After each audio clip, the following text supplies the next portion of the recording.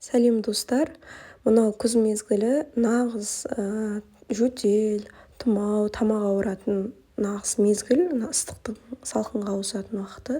Осы кезде ең бірінші бізді мазалайтын тамақ ауруы, дауысты жоғалтып алу.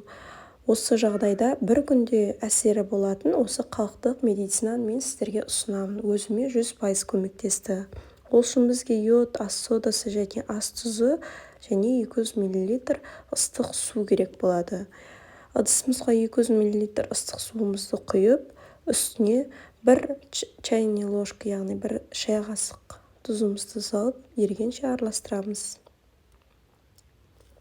Оның үстіне бір чай қасық ас содасын саламыз.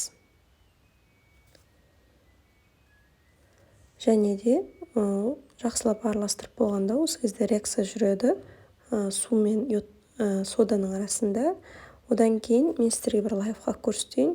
Осы йодпен жұмыс жасаған кезде, йодты ашқан кезде қолымызбен столдың үстін барлық жерді бүлдірмес үшін осылай без ручки пакетті алып, осылай аузын ашып алып, бір шетке қоямыз. Сол кезде қолыңыз да болғанбайды, столдың үсті де болғанбайды.